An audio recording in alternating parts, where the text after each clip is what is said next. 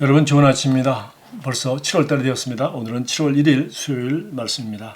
기쁨으로 충만하십시오. 베드로전서 1장 8절 말씀 보겠습니다. 예수를 너희가 보지 못하였으나 사랑하는도다. 이제도 보지 못하나 믿고 말할 수 없는 영광스러운 즐거움으로 기뻐하니.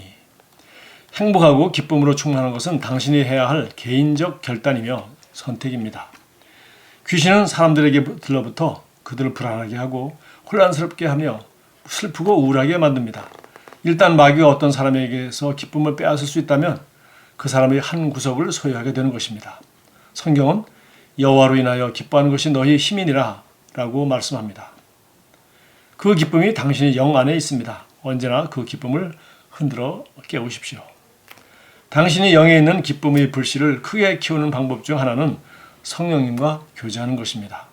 로마서 14장 17절은 말씀합니다. 하나님의 나라는 먹는 것과 마시는 것이 아니요 오직 성령 안에 있는 의와 평강과 희락이라. 거듭난 당신은 영광과 생명과 의와 평강과 희락이 있는 성령님의 환경인 그리스도 안에서 태어난 것입니다.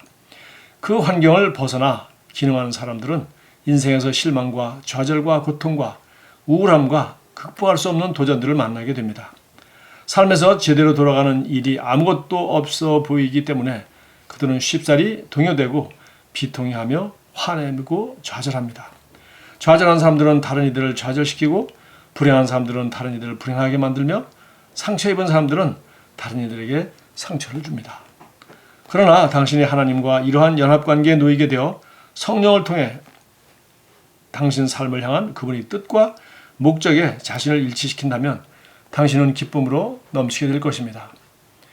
어떻게 도전의 한가운데서도 당신이 항상 기쁨을 유지하고 정상의 자리에 있을 수 있는지 사람들은 의아해 할 것입니다. 요한복음 15장 11절에서 예수님께서는 내가 이것을 너에게 이름은 내 기쁨이 너희 안에 있어 너희 기쁨을 충만하게 하려 함이라 라고 말씀하셨습니다.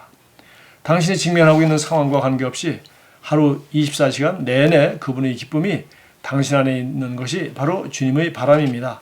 그분은 당신 주변에 일어나는 일들과 상관이 없는 기쁨을 당신에게 주셨습니다.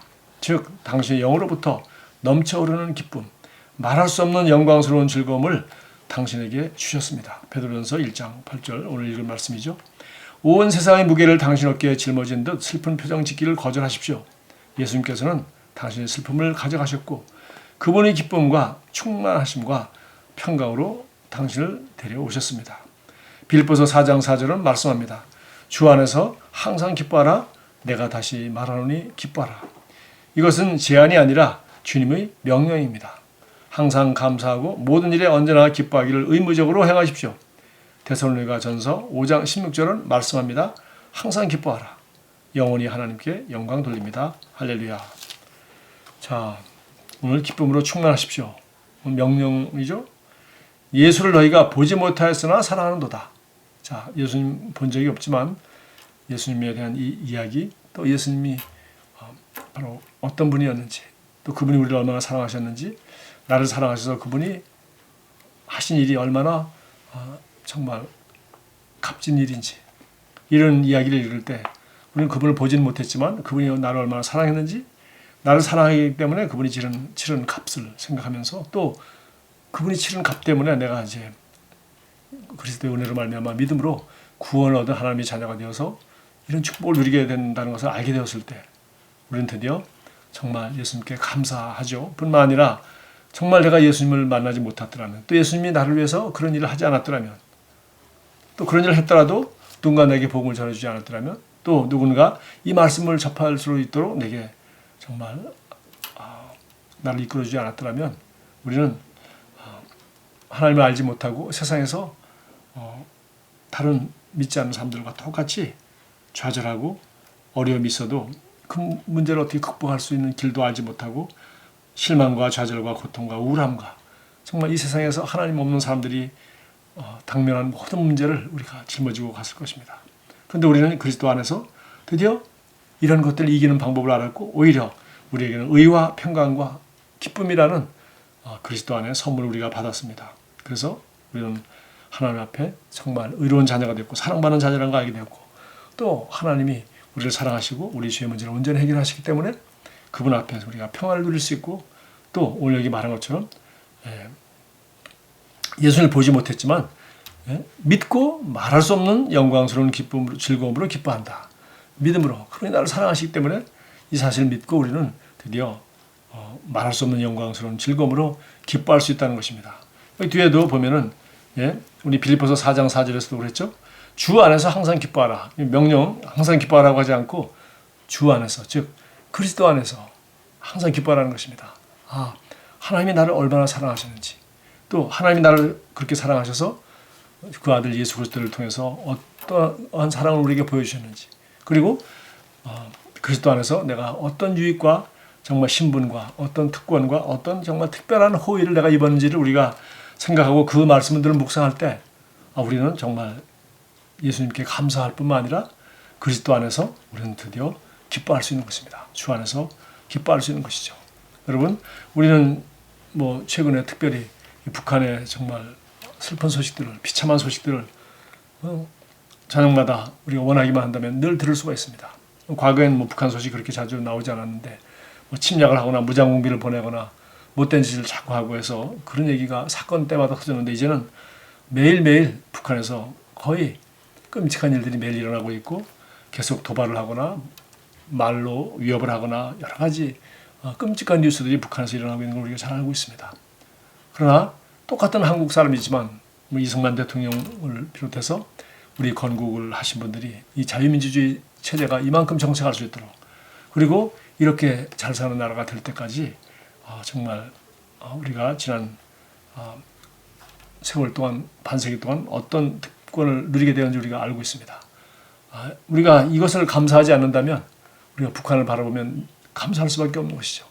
우리가 정말 이 사실만 가지고도 감사하고 기뻐하지 않는다면 북한의 뉴스를 보면서 우리는 정말 다시 한번 자신을 돌이켜보게 됩니다. 똑같습니다. 이 세상에서 믿지 않는 사람들이 어떻게 사는지 우리는 알고 있습니다. 그리고 믿지 않는 사람들과 대화를 나눠보면 그들에게는 답이 없다는 것도 우리는 알고 있습니다. 그러므로 우리는 예수 그리스도를 믿음으로 말미암아 주 안에서 우리가 받은 혜택과 이 의와 평강과 기쁨, 이 세 가지라고 했는데 그 외에도 한두 가지가 아니죠.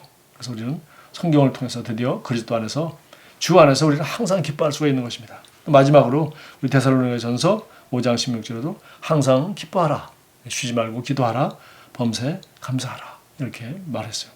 항상 그리스도 안에서 기뻐할 수 있습니다. 설사 지금 어려운 일을 당하고 있다 하더라도 우리는 기뻐할 수 있습니다. 그리고 또 여기 기쁨에 대한 아주 적극적이고 긍정적인 이야기도 여기 몇 가지 더 했습니다. 디모데후서 참고 성경으로 6장 17절, 18절 여기 참고하라고 되어 있는데요. 17절, 그대는 이 세상의 부자들에게 명령하여, 부자들에게 명령하라고 하니까 또 돈이 아주 많은 재벌들만 해당된다고 생각하기 쉽습니다. 그게 아니라 제가 방금 북한 얘기했습니다만은 정말 우리 대한민국은 지금 세계에서 10몇 번째로 잘 사는 나라입니다. 그러니까 세계 200개 이상 나라가 우리보다 훨씬 가난하게 살고 있습니다. 그러니까 한국 사람으로 태어나서 우리가 기본적인 것만 스마트폰 하나만 가지고 있고 살아도 우리는 세상의 대부분의 나라보다 훨씬 더 잘 사는 그런 사람인 것을 알 수 있어요. 그래서 상대적인 것이기 때문에 사실 우리는 이미 부유한 자입니다. 그래서 이 세상의 부자들에게 명령하여 교만해지지도 말고 덧없는 재물에 소망을 두지도 말고, 많이 가졌다고, 조금 더 좋은 위치에 있다고 교만해지지 말고, 그 다음에 덧없는 재물에 소망을 두지 말고, 우리가 먹고 자고 쓰는 것은 결국은 가난한 사람이나 부자나, 가난한 사람의 나라에 태어난 사람이나 부자 나라에 태어난 사람은 사실 큰 차이가 나는 건 아니죠. 그래서 우리가 가진 소유에 마음을 두지 말라는 것입니다. 그리고 오직 우리에게는 모든 것을 풍성히 주셔서 즐기게 하시는 하나님께 소망을 두라고 하십시오. 하나님만이, 재물이 있으면 뭐합니까? 맛있는 음식을 사 먹을 돈이 있으면 뭐합니까? 몸이 아프고 병들어 있으면 어떤 음식도, 좋은 집도, 좋은 차도 아무 의미가 없는 것이죠. 그래서 이런 재물에 소망을 두지 말고 우리에게 모든 좋은 것을 풍성히 주시고, 그리고 즐기게 하시는 하나님께 소망을 두라고 하십시오. 자, 이제 우리 소망이 어디 있었는지 알게 얘기했죠. 그러나 18절에 더 적극적으로 말했습니다. 또 선을 행하고 좋은 일을 많이 하고 아낌없이 베풀고 즐거워 나누어 주라고 하십시오. 바로 그겁니다. 우리는 선을 행하고 좋은 일을 하고 아낌없이 베풀고 즐겨 나눠줄 때 우리 기쁨은 정말 더 증가하는 것입니다. 물론 받을 때도 기쁘죠. 그러나 사실은 이렇게 선을 행하고 좋은 일을 많이 하고 아낌없이 베풀고 즐겨 나눠줄 때 정말 우리는 기쁨이 배가 되는 것을 알 수 있습니다. 그래서 아주 적극적인 기뻐하는 방법을 여기 소개했고요. 또 여기 빌립보서 4장 6절 이것도 바울이 한 유명한 그 권면의 말씀이죠. 아무것도 때문에 하지 말고 모든 일을 오직 기도와 간구로 하고 여러분이 바라는 것을 감사함으로 하나님께 아뢰십시오. 그리하면 사람의 헤아림을 뛰어넘는 하나님의 평화가 여러분의 마음과 생각을 그리스도 예수 안에서 지켜주실 것입니다. 혹시 기뻐하기 어려운 염려거리가 있고 또 하더라도 오직 모든 일을 기도와 간구로 하나님께 감사하는 마음으로 아뢰면 사람의 헤아림을 뛰어넘는 하나님의 평강과 기쁨이 여러분을 채워줄 것입니다. 라고 약속하고 있습니다. 여러분도 오늘 정말 이런 좋은 기쁨으로 충만한 하루를 보내시기 바랍니다. 고백하겠습니다. 나는 오늘 기쁨으로 충만하여 성령님에 의해 강해집니다. 나는 언제나 충만한 기쁨과 즐거움이 가득한 하나님의 임재 안에서 삽니다. 나의 삶은 하나님의 은혜와 선하심의 증거이며 주 안에서 나는 늘 기뻐합니다. 할렐루야. 좋은 하루 보내십시오.